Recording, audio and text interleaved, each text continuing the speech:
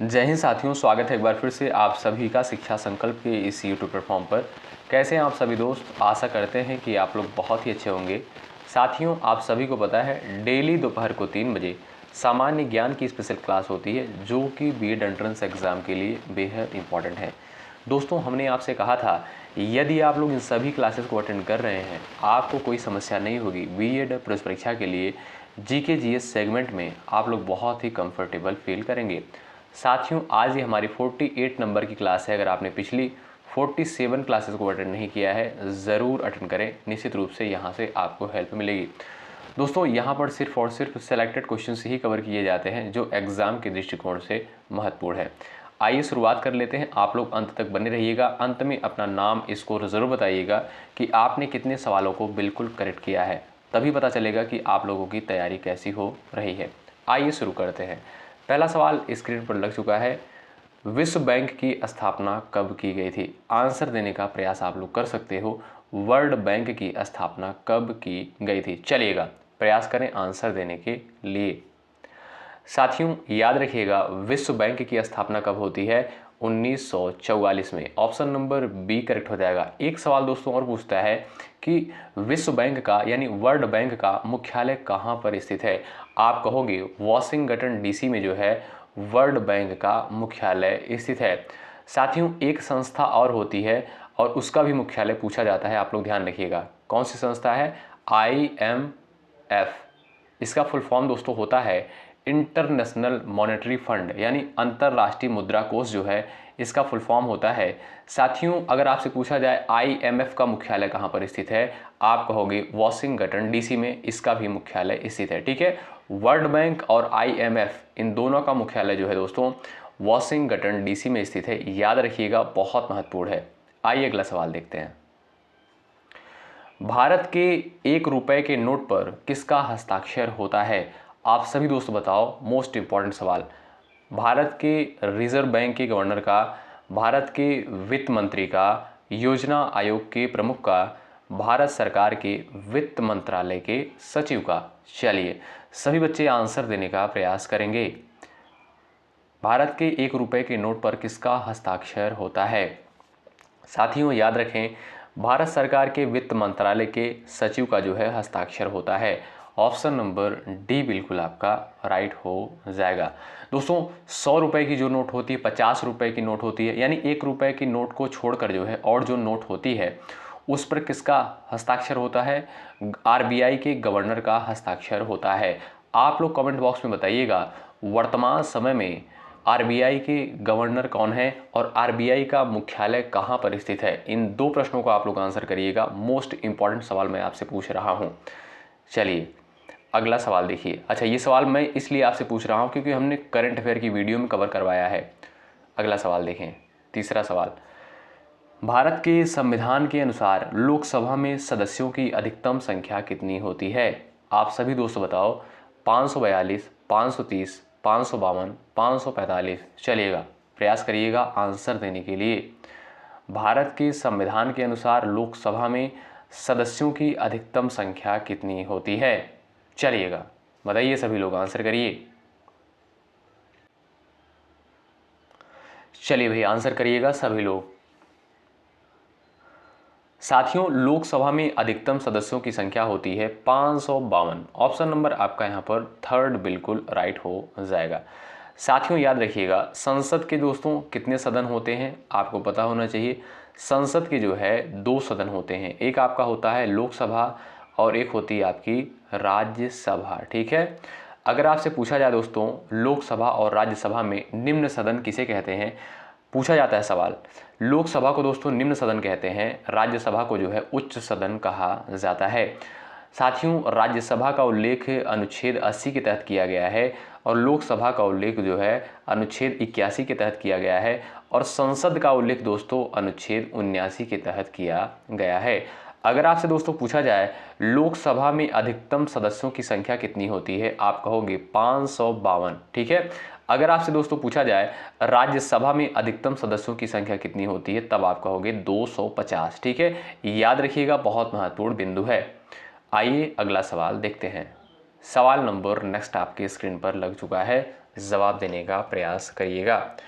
ब्रह्मपुत्र नदी को तिब्बत में क्या कहा जाता है? बताइए, सभी लोग आंसर दे दो भाई, प्रयास करो, सबका आंसर आना चाहिए। चलिए, ब्रह्मपुत्र नदी को तिब्बत में क्या कहा जाता है?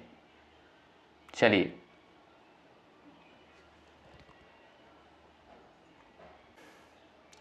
साथियों ऑप्शन नंबर डी आपका करेक्ट हो जाएगा, सांगपो कहते हैं। ऑप्शन नंबर डी राइट हो जाएगा। ठीक है, ब्रह्मपुत्र नदी को तिब्बत में जो है सांगपो नाम से जानते हैं। डी ऑप्शन आपका यहाँ पर राइट हो जाएगा। साथियों अगर आपसे पूछा जाए अरुणाचल प्रदेश में जो है ब्रह्मपुत्र नदी को किस नाम से जानते हैं, आप क्या बताओगे? दिहांग नाम से जानते हैं। क्या भाई? दिहांग नाम से जानते हैं, याद रखिएगा। बांग्लादेश में दोस्तों इसे किस नाम से जानते हैं? जमुना नाम से जानते हैं। क्या भाई? जमुना नाम से जानते हैं। ठीक है, और असम में दोस्तों ब्रह्मपुत्र नाम से जाना जाता है। असम में जो है ब्रह्मपुत्र नाम से जाना जाता है। आइए अगला सवाल देखते हैं, सवाल नंबर 5। जवाब दीजिएगा, निम्नलिखित में से बेमेल की पहचान करें। कोहिमा, इम्फाल, आइजोल, त्रिपुरा। बताइएगा, आंसर करिएगा सभी प्यारे साथी। चलिए देखते हैं किसका किसका आंसर आता है। प्रयास करें सभी दोस्त आंसर देने के लिए। चलिए भाई साथियों, अगर आप यहाँ पर देखोगे, यहाँ पर आपसे प्रश्न करता है बेमेल की पहचान करिए, तो यहाँ पर त्रिपुरा जो है आपका अलग है। क्यों अलग है? क्योंकि ये दोस्तों आपका राज्य का नाम है और ये तीनों आपके जो नाम हैं ये राजधानी के नाम दिए गए हैं। ठीक है, आइए देख लेते हैं। साथियों अगर आपसे पूछा जाए कोहिमा जो है किसकी राजधानी है, आप कहोगे नागालैंड की राजधानी क्या है? कोहिमा है। इम्फाल किसकी राजधानी दोस्तों? मणिपुर की राजधानी जो है इम्फाल है। आइजोल दोस्तों किसकी राजधानी है? याद रखिएगा, आइजोल जो है मिजोरम की राजधानी है। ठीक है भाई, याद रखें। और त्रिपुरा दोस्तों ये आपका राज्य का नाम है, इसलिए ये अलग है। अच्छा, त्रिपुरा की राजधानी दोस्तों क्या है? अगरतला। क्या है? अगरतला। आपको दोस्तों 28 राज्य और 8 केंद्र शासित प्रदेश सभी आपको बेहतर तरीके से पता होना चाहिए, महत्वपूर्ण होता है। राजधानी, राज्य राजधानी का नाम भी पेपर में पूछता है। ठीक है, आइए अगला सवाल देखते हैं। सवाल नंबर नेक्स्ट है, आंसर दीजिएगा आप सभी दोस्त। निम्नलिखित में से किसी एक राज्य का भौगोलिक क्षेत्रफल सर्वाधिक है? बताइए, बताइएगा इसमें से कौन से राज्य का भौगोलिक क्षेत्रफल जो है सर्वाधिक है? आंध्र प्रदेश, गुजरात, उत्तर प्रदेश, तमिलनाडु। सभी दोस्त प्रयास करिएगा आंसर देने के लिए। सभी का आंसर आना चाहिए इस प्रश्न के लिए। निम्नलिखित में से कौन से राज्य का भौगोलिक क्षेत्रफल जो है सर्वाधिक है? दोस्तों वो है आपका उत्तर प्रदेश। आपका सी ऑप्शन करेक्ट है। अगर आपसे पूछा जाए कि भारत का ऐसा कौन सा राज्य है जिसका क्षेत्रफल जो है सर्वाधिक है, आप कहोगे राजस्थान का क्षेत्रफल जो है सर्वाधिक क्षेत्रफल है। ठीक है भाई, और दोस्तों यहाँ पर जो है लेकिन राजस्थान नहीं दिया है ऑप्शन में, इसलिए आप लोग मारोगे ऑप्शन नंबर 3 पर राइट आंसर। जनसंख्या की दृष्टि से सबसे आपका बड़ा राज्य कौन सा है? उत्तर प्रदेश है। ठीक है, अगला सवाल देखो। जनगणना 2011 के अनुसार निम्नलिखित में से किस राज्य का साक्षरता दर सर्वाधिक है? बताइए। चलिए, जनगणना 2011 के अनुसार निम्नलिखित में से किस राज्य का साक्षरता दर सर्वाधिक है? केरल, असम, मिजोरम, इनमें से कोई नहीं। प्रयास करिएगा सभी साथी आंसर देने के लिए। साथियों अगर देखोगे यहाँ पर केरल राज्य का ऑप्शन नंबर ए करेक्ट हो जाएगा। साक्षरता दर कितना है? 94%। क्या? 94% है। ए ऑप्शन आपका करेक्ट है। अगला सवाल देखिए, पहला अंतर्राष्ट्रीय पृथ्वी सम्मेलन कहाँ हुआ है? बताइए। ब्राज़ील, कनाडा, उरुग्वे, दक्षिण अफ्रीका। प्रयास करिएगा आंसर देने के लिए आप सभी दोस्त। पहला अंतर्राष्ट्रीय पृथ्वी सम्मेलन जो है कहाँ पर हुआ है? चलेगा साथियों, कहाँ पर? ब्राज़ील में। ऑप्शन नंबर ए करेक्ट हो जाएगा। कब हुआ था? 14 जून, याद रखेंगे 14 जून 1992 को। कब? 14 जून 1992 को जो है, ठीक है, पहला अंतर्राष्ट्रीय पृथ्वी सम्मेलन हुआ था। ऑप्शन नंबर आपका ए करेक्ट हो जाएगा, ब्राज़ील में। अगला सवाल देखो। चलिए, कुषाण साम्राज्य के संस्थापक कौन थे? बताइए। कनिष्क, विम, कड़फिसेस, बाबर, इनमें से कोई नहीं। जवाब दीजिएगा, कुषाण साम्राज्य के जो है संस्थापक कौन थे? चलिएगा, जवाब दीजिएगा। साथियों कुषाण साम्राज्य की स्थापना जो है किसके द्वारा करी गई थी, याद रखेंगे इनमें से कोई नहीं होगा, डी ऑप्शन करेक्ट है। अच्छा फिर कौन थे, कुजुल कडफिसेस, याद रखिएगा यहाँ पर विम की जगह अगर कुजुल होता, क्या भाई कुजुल कडफिसेस के द्वारा जो है कुषाण साम्राज्य की स्थापना करी गई थी। ठीक है भाई, आइए अगला सवाल देखिएगा भाई। सवाल नंबर 10 है, पल्लव वंश की राजधानी क्या थी, बताएं। सभी लोग आंसर कर दें भाई, पल्लव वंश की राजधानी क्या थी, कांचीपुरम, तिरुचिरापल्ली, तंजौर, चेन्नई, बताएं। सभी का आंसर आना चाहिए इस प्रश्न के लिए। दोस्तों कांचीपुरम ऑप्शन नंबर आपका ए करेक्ट हो जाएगा, पल्लव वंश की राजधानी थी।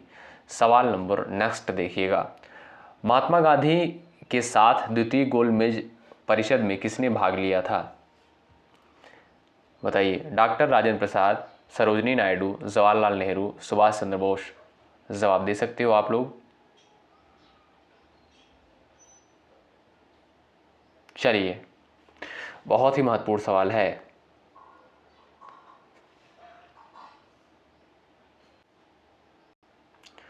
ऑप्शन नंबर आपका दोस्तों बी करेक्ट हो जाएगा। ठीक है भाई, महात्मा गांधी के साथ द्वितीय गोलमेज परिषद में किसने भाग लिया था, सरोजिनी नायडू ने। बी ऑप्शन आपका राइट है। साथियों 3 गोलमेज सम्मेलन हुए थे, आप सभी को पता है, 1930 में, 1931 में, 1932 में। ठीक है, अगला सवाल देखें।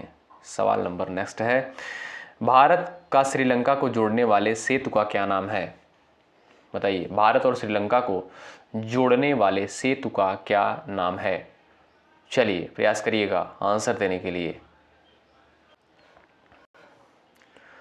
चलो भाई सभी लोग आंसर करो। महात्मा गांधी सेतु, विक्टोरिया सेतु, एडम सेतु और गोल्डन गेट सेतु।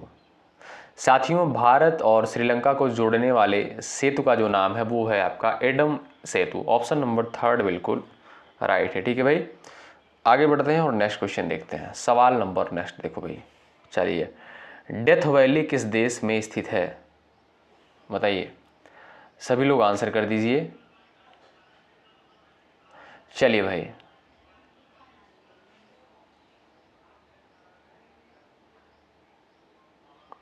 डेथ वैली दोस्तों ये कहाँ पर स्थित है, ये आपका संयुक्त राज्य अमेरिका के जो है कैलिफोर्निया राज्य में स्थित है। कहाँ पर, संयुक्त राज्य अमेरिका के कैलिफोर्निया राज्य में जो है डेथ वैली स्थित है। डी ऑप्शन आपका राइट है। अगला सवाल देखिए, सूर्य ग्रहण के समय निम्नलिखित में से कौन मध्य में रहता है, चलिए बताइए। पृथ्वी, चंद्रमा, सूर्य, कोई अन्य, बताइएगा।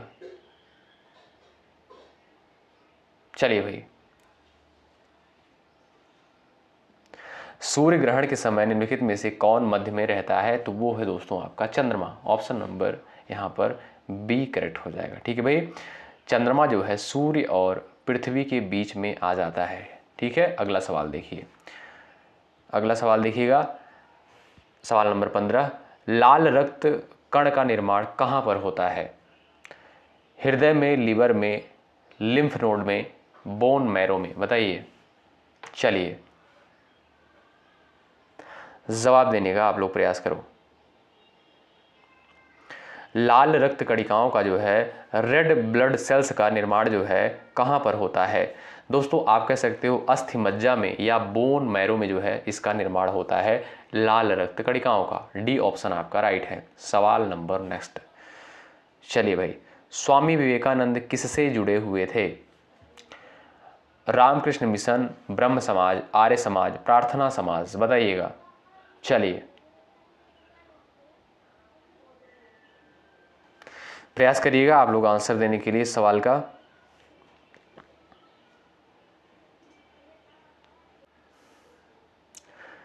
इंपॉर्टेंट क्वेश्चन है, आंसर देने का आप लोग प्रयास करें। स्वामी विवेकानंद किसके साथ जुड़े हुए थे, ऑप्शन नंबर ए आपका दोस्तों राइट हो जाएगा, Ramakrishna Mission. Option number A right हो जाएगा। साथियों स्वामी विवेकानंद ने जो है 1 मई 1897 को जो है रामकृष्ण मिशन की स्थापना करी थी। ठीक है, तो आपका ए ऑप्शन इस क्वेश्चन का राइट हो जाएगा। अगर बात करें ब्रह्म समाज की, तो ब्रह्म समाज की स्थापना दोस्तों राजा राम मोहन राय के द्वारा करी गई थी। आर्य समाज की स्थापना जो है स्वामी दयानंद सरस्वती के द्वारा करी गई थी। और प्रार्थना समाज की स्थापना जो है किसके द्वारा, आत्मा राम पांडुरंग के द्वारा करी गई थी। ठीक है भाई, तो इस क्वेश्चन का राइट आंसर होगा रामकृष्ण मिशन। ठीक है, अगला सवाल देखते हैं। सवाल नंबर नेक्स्ट, जवाब देने का प्रयास आप लोग करिएगा। रोग उत्पन्न करने वाले सूक्ष्म जीवों को क्या कहते हैं, बताएं। चलिए आंसर दीजिएगा, सभी लोग आंसर दें भाई फटाफट स्पीड के साथ। रोग उत्पन्न करने वाले सूक्ष्म जीवों को क्या कहते हैं? ऑप्शन नंबर 3 करेक्ट है, रोगाणु। अगला सवाल देखें, जवाब दीजिएगा। कैलाशनाथ मंदिर किस वंश ने और किस राज्य में बनाया था? चलिए कैलाशनाथ मंदिर, जवाब देने का प्रयास करें सभी दोस्त। चलिए भाई, जवाब दीजिएगा आप सभी दोस्त। राइट आंसर क्या हो जाएगा? कैलाशनाथ मंदिर किस वंश ने किस राज्य में बनाया था? साथियों, कैलाशनाथ मंदिर जो है किसके द्वारा बनवाया गया था? पल्लव राजवंश के द्वारा बनवाया गया था। ठीक है, ऑप्शन नंबर आपका ए करेक्ट हो जाएगा और ये तमिलनाडु में स्थित है। ठीक है, अच्छा किसके द्वारा दोस्तों निर्माण करवाया गया था, ये भी आप लोग ध्यान रखिएगा। नरसिंह देव वर्मन के द्वारा। पल्लव वंश का एक राजा था, उसका नाम क्या था? नरसिंह देव वर्मन द्वितीय। ठीक है, इसके द्वारा जो है कैलाशनाथ मंदिर का निर्माण करवाया गया था और ये जो है तमिलनाडु में स्थित है। ए ऑप्शन करेक्ट है। सवाल नंबर नेक्स्ट देखिए, पीयूष ग्रंथि कहाँ स्थित होती है? बताइए। आमाशय के निकट, फेफड़ों के निकट, वृक्क के निकट, मस्तिष्क के निकट? जवाब दीजिएगा। चलिए आंसर दीजिएगा सभी दोस्त। पीयूष ग्रंथि जो है कहां पर स्थित होती है?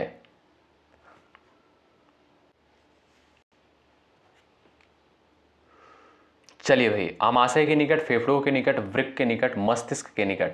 ऑप्शन नंबर डी आपका करेक्ट हो जाएगा, मस्तिष्क के निकट। अगला सवाल देखें भाई, जवाब दीजिएगा। निम्नलिखित में से किसके द्वारा क्रमिक विकासवाद का सिद्धांत दिया गया था? मेंडल, रदरफोर्ड, डार्विन और हुक के द्वारा? बताएं। चलिए, क्रमिक विकासवाद का सिद्धांत जो है किसके द्वारा दिया गया था? चलिए भाई, प्रयास करें सभी साथी आंसर देने के लिए। चलिए, विकासवाद का सिद्धांत दोस्तों बहुत महत्वपूर्ण पेपर में पूछता है, तो चलिएगा प्रयास करिएगा। किसके द्वारा जो है ये सिद्धांत दिया गया था? याद रखें, डार्विन के द्वारा। आपका 3rd ऑप्शन करेक्ट है। अगला सवाल देखें भाई। चलिए, रोम का अर्थ क्या होता है? बताएं। आपने नाम सुना होगा, एक रैम होता है, एक आपका जो है रोम होता है। ठीक है, इसे जो है कंप्यूटर लैंग्वेज में आप लोग समझ सकते हो। ठीक है, आपका फ़ोन जो है आपने देखा होगा कि 2 GB रैम होता है, 3 GB रैम होता है, 4 GB इस तरीके से आता है, 6 GB रैम होता है। ठीक है, तो आप लोग बताइएगा उसी तरीके से रैम का जो है फुल फॉर्म क्या होता है और रोम का, दोनों का बताइएगा। चलिए प्रयास करिएगा सभी दोस्त आंसर देने के लिए।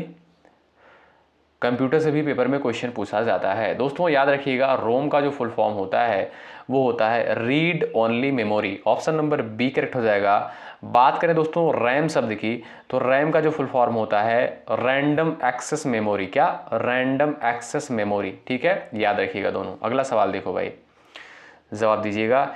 एक आउटपुट डिवाइस है जिसका इस्तेमाल कंप्यूटर में किया जाता है। बताएं। Keyboard, mouse, printer, punch card reader? बताइए। चलिएगा, आउटपुट डिवाइस के बारे में यहां पर आपको बताना है।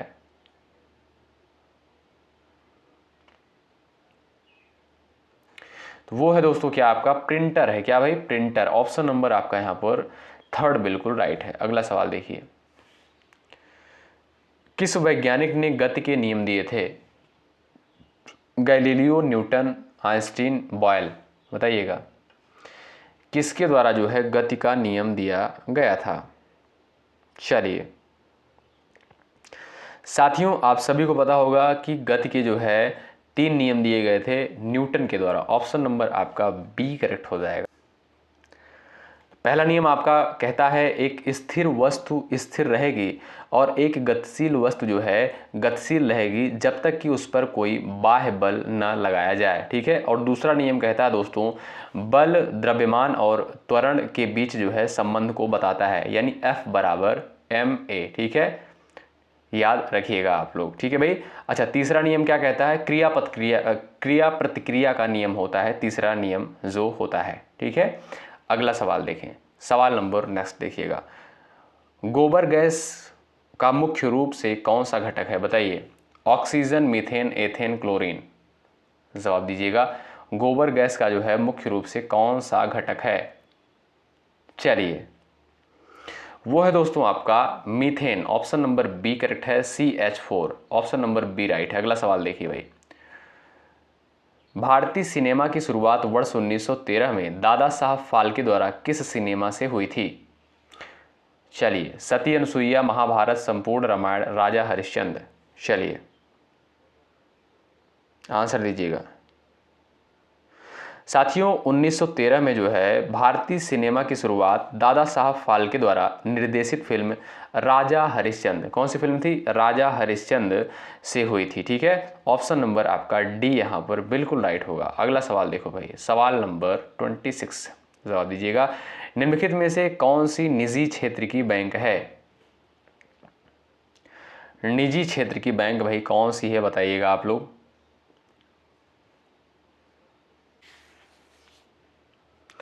एक्सिस बैंक आपका राइट आंसर हो जाएगा। एक्सिस बैंक दोस्तों ये आपकी निजी क्षेत्र की बैंक है, यानी प्राइवेट बैंक है, ठीक है भाई। ऑप्शन नंबर बी करेक्ट है। अगला सवाल देखो भाई, जवाब दीजिएगा। राष्ट्रकूट शासक कृष्ण प्रथम द्वारा बनाया गया कैलाशनाथ मंदिर कहाँ पर स्थित है, बताइए? एलोरा, अजंता, बादामी, ऐहोल, कहाँ पर स्थित है? जवाब देने का प्रयास करें। कैलाशनाथ मंदिर दोस्तों ये है कहाँ पर? एलोरा में, ठीक है। ऑप्शन नंबर ए करेक्ट हो जाएगा। एलोरा महाराष्ट्र में जो है स्थित है कैलाशनाथ मंदिर। सवाल नंबर नेक्स्ट।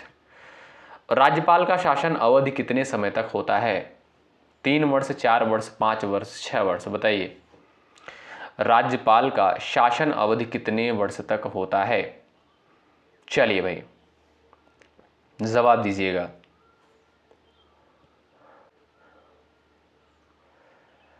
साथियों आपका राइट आंसर क्या हो जाएगा भाई? ऑप्शन नंबर सी करेक्ट हो जाएगा।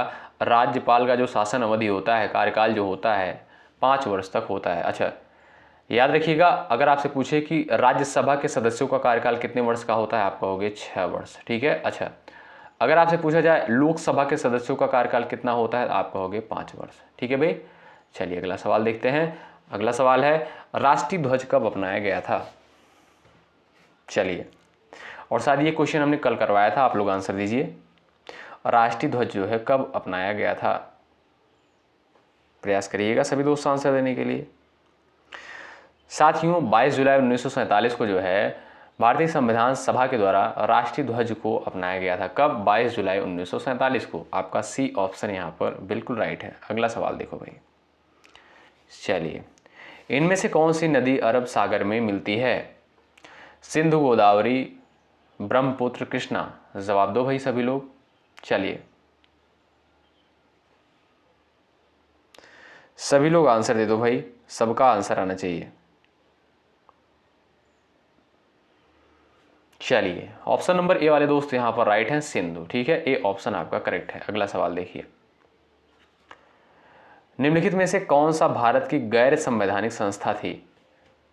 वित्त आयोग, राज्य मानवाधिकार आयोग, राष्ट्रीय आयोग, चुनाव आयोग। सभी लोग आंसर देने का यहां पर प्रयास करो भाई। चलिएगा कौन सा जो है भारत की गैर संवैधानिक संस्था थी? तो वो है दोस्तों राज्य मानवाधिकार आयोग। आपका बी ऑप्शन राइट है।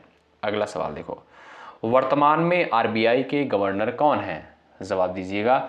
रिजर्व बैंक ऑफ इंडिया यानी आरबीआई के जो है वर्तमान में गवर्नर कौन है? हमने अभी आपसे सवाल ये पूछा भी था। चलिए भाई, संजय मल्होत्रा, शक्तिकांत दास, रघुराम राजन, इनमें से कोई नहीं है। वर्तमान में दोस्तों संजय मल्होत्रा जो हैं ये गवर्नर हैं। ये ऑप्शन आपका राइट है। आप लोग बताइएगा आरबीआई का मुख्यालय कहाँ पर स्थित है? वार एंड पीस पुस्तक के लेखक कौन है, बताइए। वार एंड पीस पुस्तक के राइटर कौन हैं? लियो टॉलस्टॉय, दलाई लामा, मारूफ राजा, इनमें से कोई नहीं। सभी साथी प्रयास करें आंसर देने के लिए। चलिए, और भाई सेशन को बिल्कुल आज आप लोग लाइक करो भाई, लाइक करते हुए चलो, ठीक है। अच्छा, कुछ लोग कहते हैं सर आप लाइव नहीं रहते हो, कैसे देखते हो लाइक की संख्या? तो भाई हमें पता चल जाता है कि आप लोग लाइक जो है बहुत कम करते हो, इसीलिए हमें बोलना पड़ता है कि आप लोग लाइक करते हुए चलो, ठीक है। तो भाई लाइक की संख्या आप लोग बढ़ाते चलो, आपके लिए मेहनत किया जा रहा है, अच्छा कंटेंट दिया जा रहा है, आपका कर्तव्य बनता है भाई सेशन को ज़रूर से ज़रूर आप लोग लाइक करें, ठीक है। चलिए, वार एंड पीस पुस्तक के राइटर दोस्तों कौन है? लियो टॉल्स्टॉय, ऑप्शन नंबर ए बिल्कुल राइट है। सवाल नंबर नेक्स्ट, नीति निर्देशक तत्व किस देश के संविधान से लिए गए हैं? ब्रिटेन, आयरलैंड, ऑस्ट्रेलिया, रूस, बताइएगा। चलिए, सभी लोग आंसर दें, सभी लोग आंसर कर दो भाई। नीति निर्देशक तत्व की अवधारणा जो है कहाँ से लिया गया, किस देश के संविधान से? आयरलैंड के संविधान से। बी ऑप्शन दोस्तों आपका राइट है।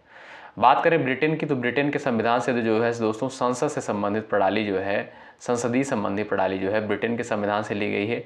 ऑस्ट्रेलिया के संविधान से दोस्तों समवर्ती संबंधी प्रणाली ली गई है।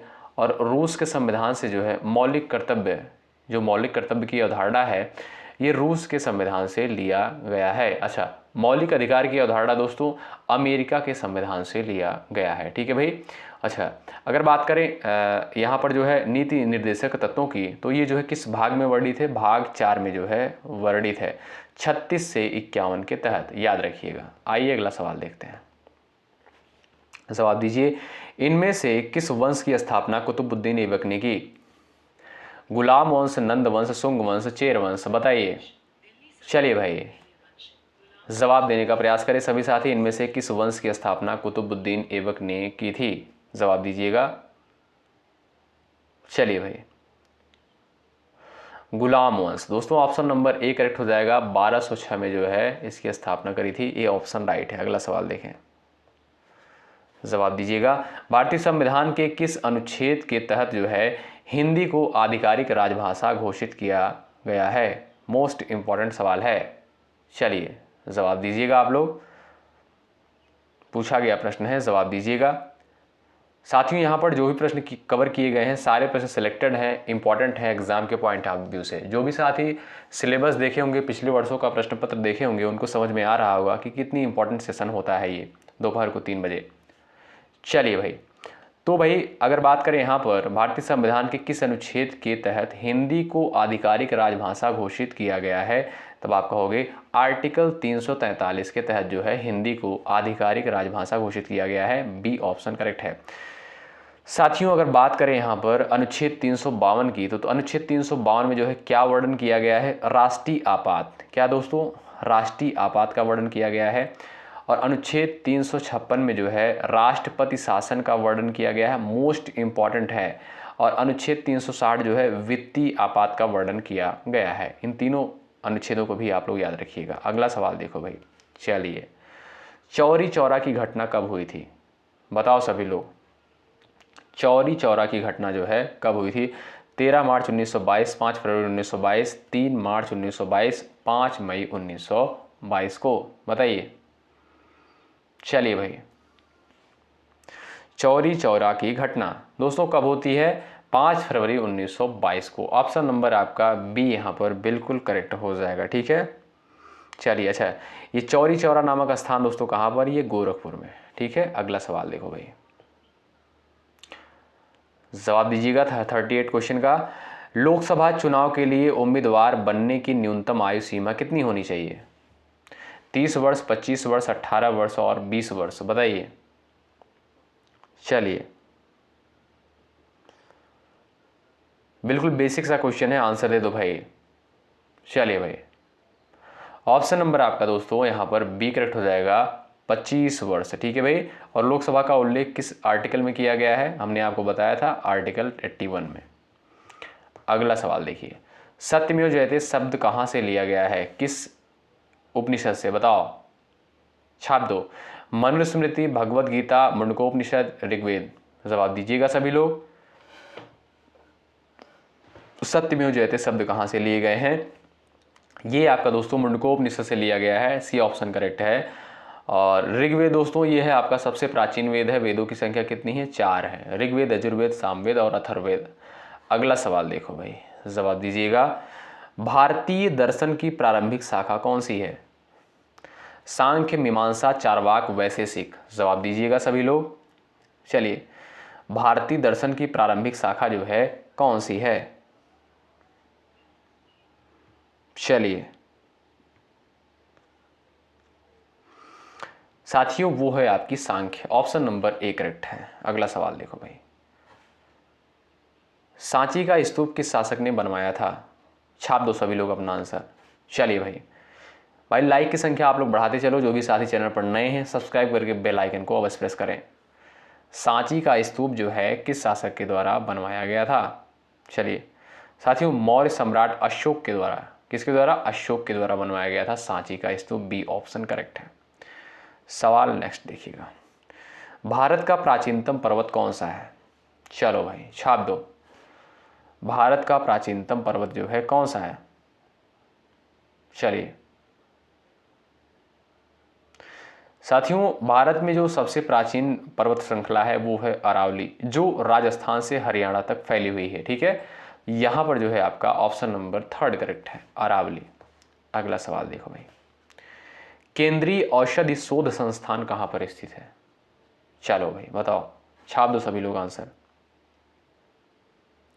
केंद्रीय औषधि अनुसंधान कहां पर स्थित है? बताओ भाई। दिल्ली, लखनऊ, शिमला, हैदराबाद। लखनऊ में स्थित है दोस्तों, याद रखें। ऑप्शन 3 करेक्ट है। अगला सवाल देखो भाई, दादा भाई नौरोजी आमतौर पर किस नाम से जाने जाते थे? पंजाब केसरी, गुरुदेव, grand old man of India, और यहां पर दिया है गुजरात रत्न। बताओ। चलिए भाई, दादा भाई नौरोजी जो है आमतौर पर किस नाम से जाने जाते थे? Grand old man of India के नाम से। दोस्तों याद रखें, ऑप्शन नंबर आपका 3 यहां पर करेक्ट है। अगला सवाल देखिएगा, अंकोर वाट का मंदिर कहां पर स्थित है? Most important. सुमात्रा में, कंबोडिया में, जावा में, इनमें से कोई नहीं। बताएं भाई, अंकोर वाट का मंदिर जो है कहां पर स्थित है? ये दोस्तों आपका कहां पर है? कंबोडिया में स्थित है। बी ऑप्शन राइट है। अगला सवाल देखो भाई, तुम मुझे खून दो मैं तुम्हें आज़ादी दूंगा, ये नारा किसके द्वारा दिया गया? सुभाष चंद्र बोस, भगत सिंह, रास बिहारी बोस, बटुकेश्वर दत्त। बताइए। तुम मुझे खून दो मैं तुम्हें आज़ादी दूंगा, सुभाष चंद्र बोस। कौन भाई? ऑप्शन नंबर ए राइट है। अगला सवाल देखिए, दांडी मार्च शुरू किया गया था। बताइए। नमक कानून के समर्थन में, नमक कानून तोड़ने में, रॉलेट एक्ट के समर्थन में, रॉलेट एक्ट के विरोध में। चलिए भाई प्रयास करिएगा। नमक कानून को तोड़ने के लिए ऑप्शन नंबर दोस्तों बी करेक्ट है। अगला सवाल देखिए, भारतीय राष्ट्रीय कांग्रेस की प्रथम महिला अध्यक्ष कौन थी? सरोजनी नायडू, कमला नेहरू, विजया लक्ष्मी पंडित और एनी बेसेंट। और यहाँ पर आप लोग आंसर देने का प्रयास करिएगा। सबका आंसर आना चाहिए सवाल नंबर 48 का। चलिएगा, भारतीय राष्ट्रीय कांग्रेस की प्रथम महिला अध्यक्ष कौन थी? चलिए भाई, ऑप्शन नंबर दोस्तों डी करेक्ट हो जाएगा, एनी बेसेंट।